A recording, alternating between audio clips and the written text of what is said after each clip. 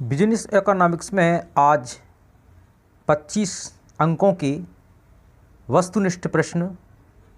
आइए प्रारंभ करते हैं। प्रश्न 1, सही विकल्प चुनिए। केन्स ने रोजगार के स्तर में वृद्धि हेतु महत्वपूर्ण माना है। समग्र मांग, समग्र पूर्ति, उपर्युक्त दोनों को, उपर्युक्त में से कोई नहीं। तो इसका उत्तर है समग्र मांग। नंबर 1 इसका सही उत्तर है। प्रश्न क्रमांक 2, भारत में बजट पेश किया जाता है लोकसभा के समक्ष, राज्यसभा के समक्ष, उपर्युक्त दोनों के समक्ष और उपर्युक्त में से किसी के समक्ष नहीं। तो इसका जो उत्तर है वह है तीसरा, उपर्युक्त दोनों के समक्ष। उपर्युक्त दोनों के समक्ष भारत में बजट पेश किया जाता है उपर्युक्त दोनों के समक्ष। उत्तर क्रमांक 3। प्रश्न 3, जब अनुमानित आगम अनुमानित व्ययों से अधिक दर्शाए जाते हैं तो यह कहलाता है 1 संतुलित बजट, 2 आधिक्यपूर्ण बजट, 3 घाटे का बजट और 4 उपर्युक्त में से कोई नहीं। तो इसका जो सही उत्तर है वह है आधिक्यपूर्ण बजट। इसका सही उत्तर है नंबर 2। प्रश्न क्रमांक 4, वस्तु विनिमय की प्रमुख समस्या है मूल्य संचय संभव होना, मूल्य का मापन होना, दोहरे संयोग का अभाव और वस्तुओं की विभाजकता संभव होना। इसका सही उत्तर है दोहरे संयोग का अभाव। उत्तर क्रमांक 3। प्रश्न क्रमांक 5, पूर्ण बाजार के लिए आवश्यक है। नंबर 1, क्रेताओं एवं विक्रेताओं की अधिक संख्या, 2 वस्तु में विभिन्नता, 3 परिवहन लागतों की उपस्थिति और नंबर 4 उपर्युक्त सभी। इसका जो सही उत्तर है वह है पहला, क्रेताओं एवं विक्रेताओं की अधिक संख्या। यह पूर्ण बाजार के लिए आवश्यक है। प्रश्न क्रमांक 2, रिक्त स्थानों की पूर्ति कीजिए। ये भी 5 अंक के हैं, 5 क्वेश्चन है इसमें। आ, जिस बिंदु पर समग्र मांग एवं समग्र आपूर्ति बराबर होती है उसे कहा जाता है। तो उसे कहा जाता है प्रभावपूर्ण मांग। उसे प्रभावपूर्ण मांग कहा जाता है। प्रश्न क्रमांक 2, बजट में आय व्यय की खालिस्तान राशि दिखाई जाती है। तो इसका उत्तर है सकल। बजट में आय व्यय की सकल राशि दिखाई जाती है। नंबर 7, ब्याज प्राप्ति खालिस्तान राजस्व है। तो ब्याज प्राप्ति गैर राजस्व है। इसका सही उत्तर है गैर राजस्व। प्रश्न क्रमांक 2, बाजार मूल मांग और पूर्ति शक्तियों का खालिस्तान संतुलन है। तो बाजार मूल्य मांग और पूर्ति शक्तियों का अस्थायी संतुलन है। नंबर ई, सामान्य मूल्य खालिस्तान होता है। तो इसका उत्तर है काल्पनिक। सामान्य मूल्य काल्पनिक होता है। प्रश्न क्रमांक 3, एक शब्द में उत्तर दीजिए।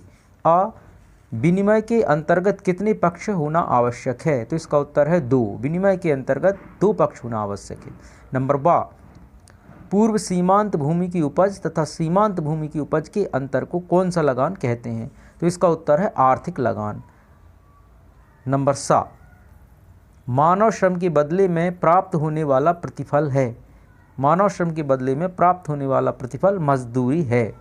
नंबर 2, आय के बढ़ने के साथ साथ जब कर की दर में भी वृद्धि होती है तब ऐसे कर को कौन सा कर कहते हैं। तो इसका उत्तर है प्रगतिशील कर।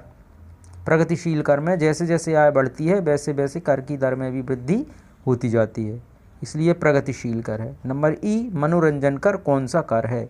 तो मनोरंजन कर अप्रत्यक्ष कर है। इसका उत्तर है अप्रत्यक्ष कर। प्रश्न क्रमांक 4, सत्य असत्य लिखिए। अ, कुल लाभ बराबर कुल आगम माइनस स्पष्ट लागतें। तो यह सत्य है। नंबर 2, आयकर प्रत्यक्ष कर है। यह भी सत्य है, आयकर प्रत्यक्ष कर है। नंबर 7, राजस्व में निजी फर्मों का अध्ययन किया जाता है। यह असत्य है। नंबर 2, लघु उद्योग श्रम प्रधान होते हैं। यह सत्य है। नंबर ई, भारत में सूती वस्त्र उद्योग का उदय सन 1888 में हुआ। यह असत्य है। प्रश्न क्रमांक 5, सही जोड़े बनाइए। सकल राष्ट्रीय उत्पाद मूल्य माइनस मूल्यह्रास।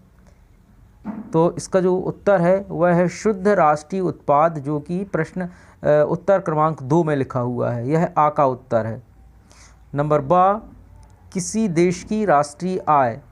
किसी देश की राष्ट्रीय आय कहलाती है आर्थिक स्थिति का सूचक होती है। तो इसका उत्तर है 1। Number 1, soybean.